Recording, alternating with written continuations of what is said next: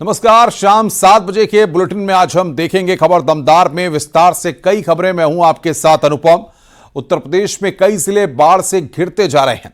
ऐसे में सरकार ने बाढ़ को लेकर अब पूरी तैयारी कर ली है। आज सीएम योगी ने बाढ़ से प्रभावित इलाकों का जायजा लिया है।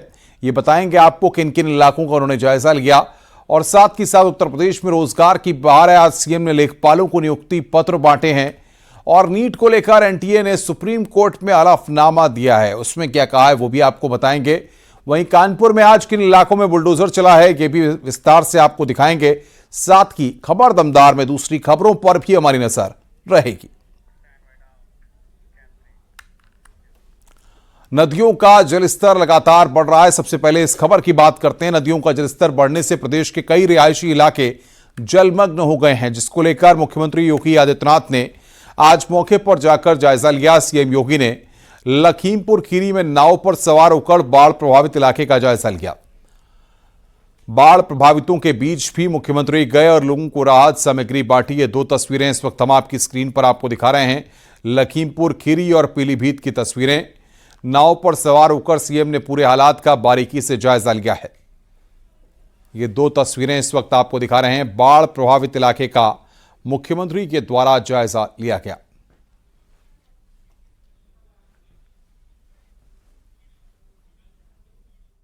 लखीमपुर खीरी में शारदा और घाघरा नदी से आई बाढ़ के बाद प्रदेश के मुख्यमंत्री श्री योगी आदित्यनाथ जी अब बाढ़ पीड़ित से मिलने आए हैं, लखीमपुर के दौरा करने आए। इस समय वो स्टीमर में बैठकर उन गांवों में पहुंचे हैं जहां तक अब तक अधिकारी नहीं पहुंचे हैं। लखीमपुर खीरी के 5 तहसीलें लखीमपुर सदर, धौरारा, पलिया, निगासन, 5 तहसीलों में लगभग 1.5 लाख की आबादी जो बाढ़ग्रस्त इलाके बाढ़ से प्रभावित है, उन इलाकों का आज दर्द जानने आए हैं। और बाढ़ पीड़ितों से मिलकर मुख्यमंत्री ने उनको मरहम लगाया है और राहत सामग्री बांटी है। कल प्रलय आई है उसमें उतर कर मुख्यमंत्री, प्रदेश के मुख्यमंत्री सीएम योगी आदित्यनाथ बाढ़ पीड़ितों से मिले हैं। उनके बाद उनके साथ में स्वतंत्र देव सिंह जी हैं, जिले की जिला अधिकारी मौजूद हैं और वो इस समय बाढ़ पीड़ितों से मिलकर वापस आए हैं। उसके बाद और क्षेत्रों में भी जाके दौरा करेंगे। कहीं ना कहीं मुख्यमंत्री योगी आदित्यनाथ ने यहाँ लखीमपुर खीरी में बाढ़ पीड़ितों को मरहम लगाने का काम किया है। मनोज शर्मा, न्यूज 18, लखीमपुर खीरी।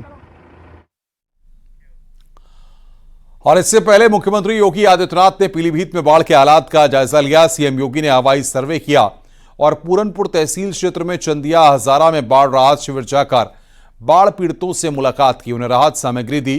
बता दें कि पीलीभीत में पिछले कई दिनों से बाढ़ का कहर लगातार जारी है। लाखों की आबादी बाढ़ का दंश झेल रही है। अब तक 1500 से ज्यादा लोगों का रेस्क्यू किया जा चुका है। बाढ़ की गंभीरता को देखते हुए एयरफोर्स को भी लगाना पड़ा है, जो हेलीकॉप्टर से लगातार रेस्क्यू ऑपरेशन कर बाढ़ में फंसे लोगों को बाहर निकाल रही है।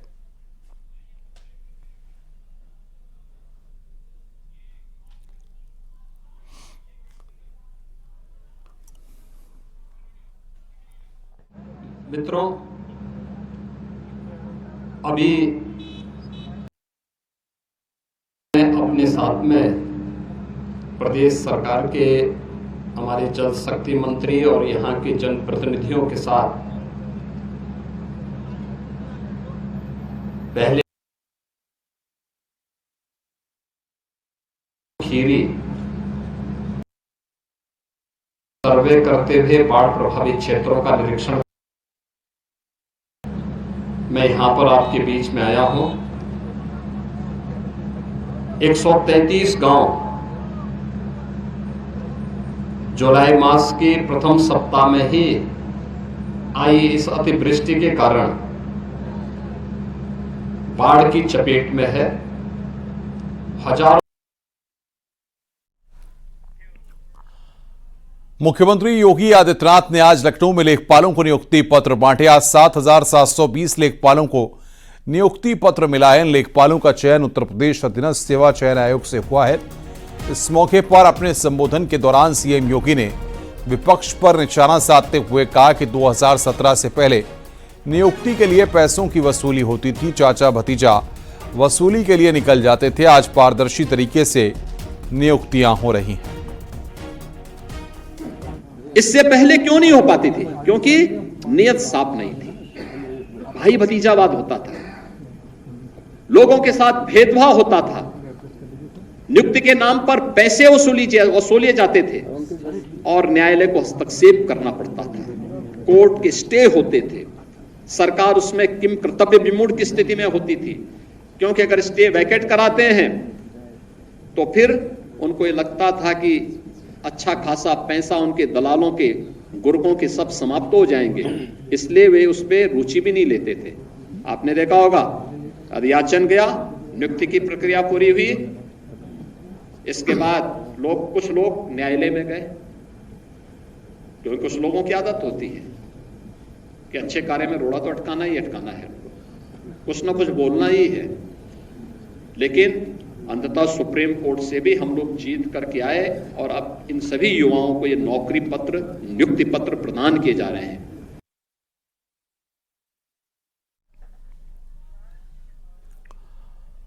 उत्तर प्रदेश में 10 सीटों पर होने वाले उपचुनाव के लिए भारतीय जनता पार्टी की तैयारियां जारी हैं। इसके लिए आज बीजेपी के प्रदेश अध्यक्ष भूपेंद्र चौधरी गाजियाबाद और मीरापुर विधानसभा उपचुनाव की सीट पर मंडल अध्यक्ष और शक्ति केंद्र के संयोजकों के साथ बैठक कर रहे हैं। वहीं संगठन महामंत्री धर्मपाल ने मिल्कीपुर विधानसभा में शक्ति केंद्र संयोजक और मंडल अध्यक्षों के साथ बैठक की है। इसके लिए बीजेपी ने जो प्लान तैयार किया है उसमें मंडल और बूथ स्तर को मजबूत करने पर जोर दिया गया है। इसके लिए बीजेपी के बड़े नेता पहले मंडल अध्यक्ष और केंद्र संयोजकों संग बैठक कर स्थानीय समीकरणों को समझ रहे हैं। उसी के तहत उपचुनाव में आगे की रणनीति तैयार होगी। भारतीय जनता पार्टी की चुनाव की तैयारी हमेशा ठीक रहती है। प्रदेश की कानून व्यवस्था, भ्रष्टाचार मुक्त प्रदेश,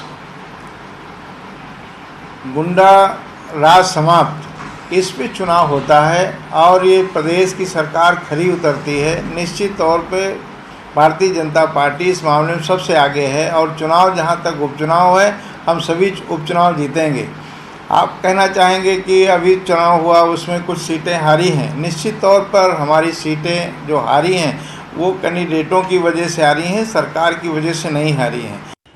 भारतीय जनता पार्टी ने उपचुनाव वाली सभी 10 सीटों पर ताकत झोंकनी शुरू कर दी है। जहां आज भारतीय जनता पार्टी के प्रदेश के अध्यक्ष भूपेंद्र चौधरी गाजियाबाद और मीरापुर की सीट पर मंडल अध्यक्ष और शक्ति केंद्र के संयोजकों के साथ में संवाद कर रहे हैं, वहीं दूसरी तरफ महामंत्री संगठन धर्मपाल लगातार दौरे कर रहे हैं उन सीटों पर जहां पर उपचुनाव होना है। मिल्कीपुर में महामंत्री संगठन धर्मपाल ने दौरे किए और वहां पर सियासी समीकरण सेट किए और सबसे जो खास रणनीति भारतीय जनता पार्टी अपना रही है वो मंडल अध्यक्ष और शक्ति केंद्र के संयोजकों के साथ समन्वय बनाते हुए वहां से फीडबैक इकट्ठा कर रही है और उसी रणनीति के तहत चुनावी मैदान में भारतीय जनता पार्टी उतरेगी। कैमरामैन रवि के साथ संकेत मिश्रा, न्यूज़ 18 लखनऊ। दिल्ली में केंद्र सरकार और उत्तर प्रदेश के कृषि विभाग के अधिकारियों की एक संयुक्त बैठक हुई, जिसमें उत्तर प्रदेश के अधिकारियों ने केंद्र के सामने प्रेजेंटेशन दिया है। बैठक में केंद्रीय कृषि मंत्री शिवराज सिंह चौहान और उत्तर प्रदेश के कृषि मंत्री सूर्य प्रताप शाही मौजूद रहे। कृषि मंत्री शाही ने बताया कि योगी सरकार आने के बाद उत्तर प्रदेश का खाद्यान्न उत्पादन बढ़ा है। पिछले वर्षों में उत्तर प्रदेश के भीतर योगी आदित्यनाथ जी की सरकार आने के बाद उत्तर प्रदेश का खाद्यान्न उत्पादन 650 लाख मीट्रिक टन के करीब पहुंचा है। 100 लाख मीट्रिक टन हम प्रतिवर्ष खाद्यान्न उत्पादन को आगे की ओर बढ़ाए हैं। विगत वर्षों में हम लोगों ने 2016-17 तक उत्तर प्रदेश के भीतर 12 लाख मीट्रिक टन के करीब तिलहन का उत्पादन होता था। आज वो 28.5 लाख मीट्रिक टन के करीब हो रहा है। आगे बढ़ते हैं। डेंगू के बढ़ते मामलों पर केंद्र सरकार अलर्ट है। इसी कड़ी में आज केंद्रीय स्वास्थ्य मंत्री जेपी नड्डा ने हाई लेवल बैठक की है। स्वास्थ्य मंत्री ने डेंगू से निपटने के लिए मीटिंग कर अधिकारियों को जरूरी दिशा निर्देश दिए हैं। बैठक में स्वास्थ्य सचिव समेत कई अधिकारी मौजूद रहे हैं। आज स्वास्थ्य मंत्रालय के वरिष्ठ अधिकारियों के साथ मैंने डेंगू के खिलाफ जो स्वास्थ्य मंत्रालय कार्य कर रहा है उसका मैंने रिव्यू किया और सारी जानकारियां हासिल की कि किस तरीके से देश भर में आने वाले समय में डेंगू के खिलाफ लड़ने के लिए कैसे स्वास्थ्य मंत्रालय आगे कार्य कर रहा है। इसमें जो विशेष बात है वो यह कि मैंने अधिकारियों को ये निर्देश दिया कि हम डेंगू के प्रिवेंशन के लिए विशेष योजना चला करके सभी स्टेट्स के साथ बातचीत करके प्रिवेंशन कैसे हो सकता है इस पर हमको जोर देने की आवश्यकता है। अयोध्या के कई जनप्रतिनिधियों ने लखनऊ में सीएम योगी से मुलाकात की। मेयर महंत गिरीशपति त्रिपाठी, जिला पंचायत अध्यक्ष रोली सिंह और बीजेपी के जिला अध्यक्ष संजीव सिंह ने सीएम योगी से मुलाकात की। सीएम आवास पर मुलाकात के दौरान अयोध्या के विकास पर चर्चा हुई है।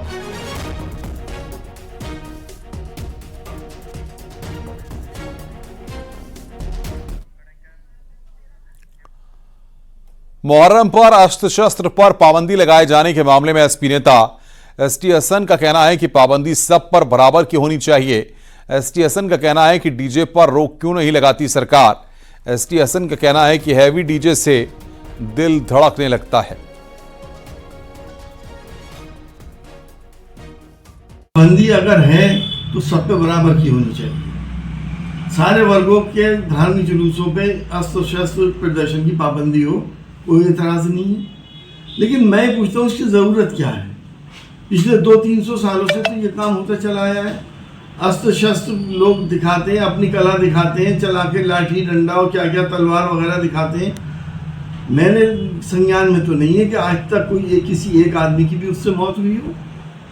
तो इसमें रोकने की ज़रूरत क्या है, और अगर फिर भी रोका है तो ईमानदारी से सब पे लागू होना चाहिए।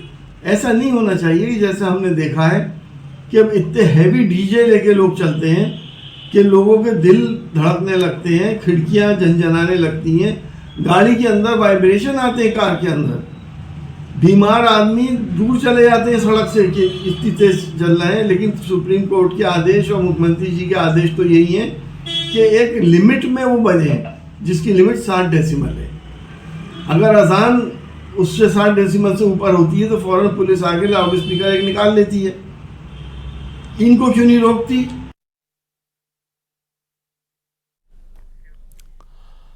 एसटी हसन के बयान के बाद अब बीजेपी समाजवादी पार्टी पर हमलावर है। क्या सरकार मुहर्रम पर हथियारों के प्रदर्शन की छूट दे दे? ये किस प्रकार की राजनीति करना चाहती है समाजवादी पार्टी? और जब हथियारों पर प्रदर्शन पर रोक लगा दी गई तो अचानक डीजे बजने से दिल धड़कने लगा एसटी हसन का। उत्तर प्रदेश में भारतीय जनता पार्टी की सरकार, योगी आदित्यनाथ जी की सरकार में कानून और संविधान का पालन होगा। हथियारों का खुलेआम प्रदर्शन करने की अनुमति किसी को नहीं है। नीट परीक्षा पर एनटीए ने सुप्रीम कोर्ट में हलफनामा दाखिल किया है। कोर्ट ने सोमवार को सुनवाई के दौरान ब्यौरा मांगा था। इसके बाद एनटीए ने आज कोर्ट में अब तक के एक्शन की जानकारी दी है।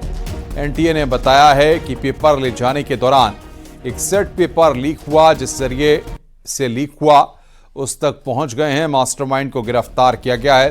कुछ छात्रों के परिणाम पर रोक लगाई गई है। उनको कारण बताओ नोटिस भी जारी किया गया है कि बताएं क्यों ना उनकी उम्मीदवारी रद्द कर दी जाए। मामले की जांच सीबीआई को भी सौंप दी गई है।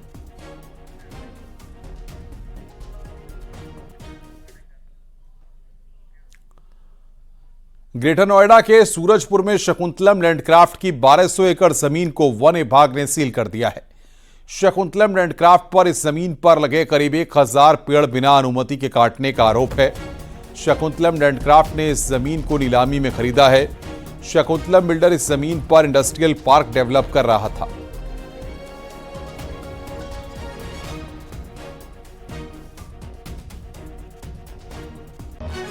ग्रेटर नोएडा के सूरजपुर में शकुंतलम लैंडक्राफ्ट की जमीन को सील कर दिया गया है और इस समय हम वहीं पर मौजूद हैं। आपको बता दें कि ये जो एरिया है ये पूरी तरीके से डेवू कंपनी के पास था, 1200 बीघे में है और इसको डेवू कंपनी जब दिवालिया घोषित हुई थी इसके बाद इसको शकुंतलम लैंडक्राफ्ट ने खरीदा था। और यहां पर बताया जा रहा है कि औद्योगिक जो पार्क है उसका निर्माण किया जा रहा था और इस दौरान 1000 के आसपास पेड़ काटे गए थे जिसकी अनुमति नहीं ली गई थी। यहां पर शिकायत की गई थी। मौके पर रेंज अफसर और तमाम अधिकारी भी पहुंचे थे, कुछ साक्ष्य भी मिले थे। 100 के करीब पेड़ मौके पर कटे हुए मिले थे, लिहाजा इसको नोटिस दिया गया था। अवैध रूप से ये पेड़ काटे जा रहे थे जिसमें पीपल, नीम, सिरस और बनियन प्रजाति के पेड़ थे। फिलहाल इसमें अब वन विभाग ने बड़ी कार्रवाई करते हुए इस प्रेमाइसेस को सील कर दिया गया है और इसमें मुकदमा भी दर्ज किया गया है। और आपको बता दें कि आगे की कार्रवाई के लिए वन विभाग के अधिकारियों का कहना है कि सख्त कार्रवाई की जाएगी, क्योंकि बिना अनुमति के यहां पर पेड़ काटे जा रहे थे। और डेवू कंपनी जब दिवालिया घोषित हुई थी उसके बाद शकुंतलम लैंडक्राफ्ट ने इसे खरीदा था और यहां पर जो औद्योगिक पार्क है उसको विकसित किया जा रहा था, लिहाजा पेड़ काटे जा रहे थे। कैमरामैन हरीश के साथ हिमांशु शुक्ला, न्यूज़ 18, ग्रेटर नोएडा। कानपुर में अवैध प्लॉटिंग के खिलाफ केडीए ने अभियान चलाया है। न्यू कानपुर सिटी के आसपास बुलडोजर से अवैध निर्माण ध्वस्त किया गया। करीब 30 बीघा जमीन पर अभियान चलाया गया। न्यू कानपुर सिटी के आसपास अवैध प्लॉटिंग हो रही थी।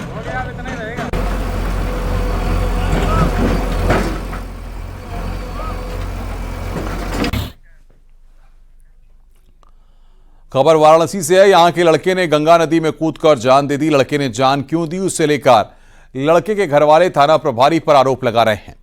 लड़के के घरवालों के मुताबिक लंका थाना प्रभारी के थप्पड़ मारने से नाराज होकर लड़के ने गंगा में कूदकर जान दे दी। दरअसल सड़क पार कर रहे एक लड़के की स्कूल जाने वाली छात्रा के साथ पहले बहस होती है। उसी दौरान वाराणसी के लंका थाना प्रभारी मॉर्निंग वॉक पर थे। जब थाना प्रभारी को इस बात की जानकारी हुई तो थाना प्रभारी ने आरोपी लड़के को पकड़कर बीच सड़क पर लोगों के बीच थप्पड़ मारे, साथ ही लड़की से भी थप्पड़ मरवाया। बताया जा रहा है कि इस घटना से नाराज लड़के ने गंगा में छलांग लगाकर जान दे दी। मृतक के परिजन का आरोप है कि लड़के का पक्ष जाने बिना ही थाना प्रभारी ने लड़के को मारा था।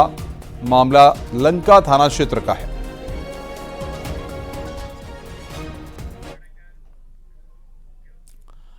आगे बढ़ते हैं। खबर बरेली से। एक बार फिर सीरियल किलर का खौफ बना हुआ है। बरेली के शाही थाना क्षेत्र में एक महिला का शव गन्ने के खेत में मिला है। बताया जा रहा है कि महिला की हत्या उसी पैटर्न पर की गई है जैसे पहले की गई थी। सो पुलिस का शक सीरियल किलर को लेकर बढ़ता जा रहा है। पिछले साल 9 हत्याएं इसी पैटर्न पर की गई थीं। मामले में पुलिस ने केस दर्ज कर जांच पड़ताल शुरू कर दी है। शाही जनपद बरेली में एक घटना घटित हुई। तारीख थी 2/7/24 को एक मृतका जिनकी बॉडी शाही थाने के अंतर्गत भुजिया जागीर नामक गांव के अंदर ईख के खेत में उनकी बॉडी मिली। इसके लिए सादा वस्त्रों में भी टीमें लगाई गई हैं और वर्दी में भी टीमें लगाई गई हैं। बैरियर चेकिंग हमने सुचारू रूप से चालू करी गई है। बैरियर चेकिंग और जितने भी संदिग्ध वाहन हैं उनकी चेकिंग की जा रही है और गांव-गांव में जाकर भी ये जागरूकता और ये संदेश ये पहुंचाया जा रहा है कि जो महिलाएं हैं वे थोड़ा और सतर्क रहें। मेरठ में मुस्लिम तांत्रिक पर हिंदू पंडित बनकर किसान से ठगी का आरोप लगा है। पीड़ित किसान हरियाणा के फरीदाबाद का रहने वाला है। किसान का कहना है कि उसे 10 लाख रुपए के बदले 10 करोड़ रुपए बनाने का झांसा दिया। जब अपने 10 लाख रुपए वापस मांगे तो जान से मारने की धमकी दी गई। किसान ने एसएसपी से मामले की शिकायत दर्ज कराई है। पीड़ित के मुताबिक तांत्रिक के कहने पर उसने अपनी जमीन बेचकर 10 लाख रुपए दिए। तांत्रिक ने पंडित बनकर घर में पूजा पाठ की, अनुष्ठान किया। पीड़ित को नोटों भरा बक्सा भी दिखाया, मगर पता चला कि तांत्रिक पंडित नहीं बल्कि मुस्लिम है और उसका नाम इरफान उर्फ हकीम है। देखिए, थाना कंकड़खेड़ा क्षेत्र में एक व्यक्ति जो कि हरियाणा के रहने वाले हैं, उनके द्वारा दूसरे व्यक्ति जो कंकड़खेड़ा क्षेत्र में रहने वाले हैं उनके ऊपर ये आरोप लगाया गया है कि वो तांत्रिक हैं और उन्होंने 10 लाख के बदले करीब 10 करोड़ का वादा किया था। अब वो पैसे वापस नहीं कर रहे हैं। इसका एक वीडियो भी संज्ञान में आया है जो आजकल अभी वायरल हो रहा है। पूरे मामले की जांच सीओ द्वारा को सौंप दी गई है और जांच के बाद इसमें अग्रिम कार्रवाई की जाएगी। सोनभद्र के अनपरा थाना क्षेत्र में एक तेज रफ्तार टिलर ने बाइक में टक्कर मार दी। हादसे में पति गंभीर रूप से घायल हो गया, जबकि पत्नी की मौके पर मौत हो गई। मौके पर पहुंची पुलिस ने शव को कब्जे में लेकर पोस्टमार्टम के लिए भेज दिया है।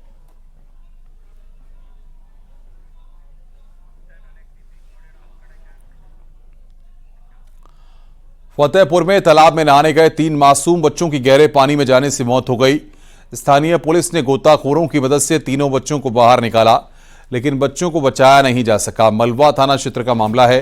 पुलिस ने तीनों के शवों को कब्जे में लेकर पोस्टमार्टम के लिए भेज दिया है।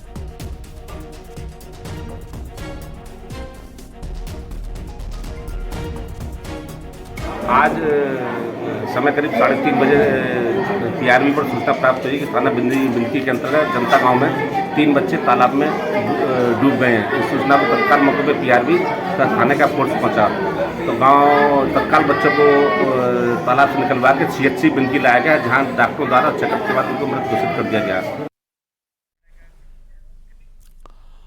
अमरोहा में हिट एंड रन का मामला सामने आया। तेज रफ्तार कार ने बाइक सवार टक्कर मार दी। टक्कर लगते ही बाइक सवार कार की छत पर गिरा और बाइक कार के पहिए के नीचे फंस गई। कार सवार दोनों को काफी दूर तक घसीटता हुआ ले गया।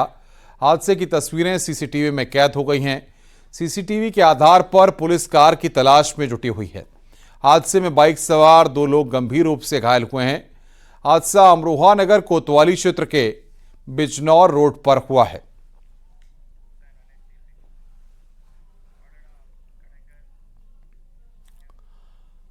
मेरठ में स्कूली बच्चों से भरा एक ई-रिक्शा नाले में पलट गया। बच्चों को काफी मुश्किल से गड्ढे से बाहर निकाला गया।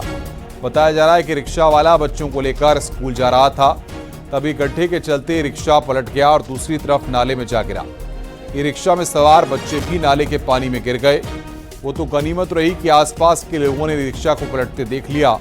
सभी ने मिलकर बच्चों और रिक्शा ड्राइवर को फौरन नाले से निकाल लिया, वरना किसी बच्चे की जान भी जा सकती थी।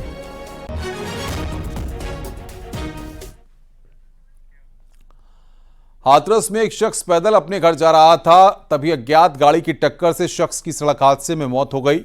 मामला सादाबाद कोतवाली क्षेत्र का है। पुलिस ने शख्स के शव को पोस्टमार्टम के लिए भेज दिया है। जिस शख्स की मौत हुई वो सादाबाद क्षेत्र के कुरसंडा का रहने वाला था।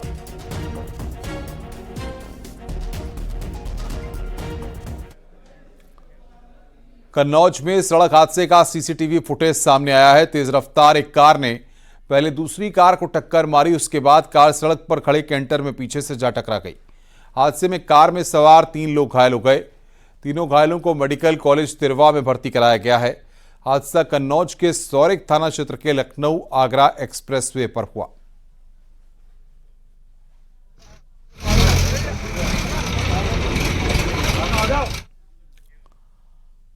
खबर गोंडा से है। पुलिस ने नवाबगंज थाना क्षेत्र में हुई लूट का खुलासा कर दिया है। पुलिस ने लूट में शामिल 5 शातिर लुटेरों को गिरफ्तार किया। 3 लुटेरे अभी भी पुलिस की गिरफ्त से बाहर हैं। पुलिस ने लुटेरों के कब्जे से 3 लाख रुपए नगद, एटीएम कार्ड और लूट में शामिल 3 बाइक को बरामद किया है। बीते 4 जुलाई की रात फाइनेंस कंपनी के 2 एजेंट से लूट हुई थी। नवाबगंज पुलिस को दिनांक 4 जुलाई की देर रात्रि को सूचना प्राप्त हुई थी कि एक फाइनेंस कंपनी के 2 एजेंट बाइक पे सवार होकर कैश लेकर जा रहे थे अपने घर की तरफ, और 3 बाइक पर करीब 7 ये जो अभियुक्त हैं इसके पीछे लग गए और टिकरी मोड़ के आगे सुनसान जगह पाकर 2 मोटरसाइकिलों पे 4 लोग आगे बढ़े और इसको घेर कर जो वादी है उसको डंडा मारकर बैग छीन ले गए। उसके बाद ये सभी आरोपी मौके से फरार हो गए। इस प्रकार इस पूरी घटना का अनावरण करते हुए 5 बदमाशों को आज जेल भेजा जा रहा है। इसमें 3 वांछित हैं, उनकी भी शीघ्र ही गिरफ्तारी की जाएगी। रुक रहे हैं यहां पर ब्रेक के लिए। खबरों का सिलसिला लगातार जारी है।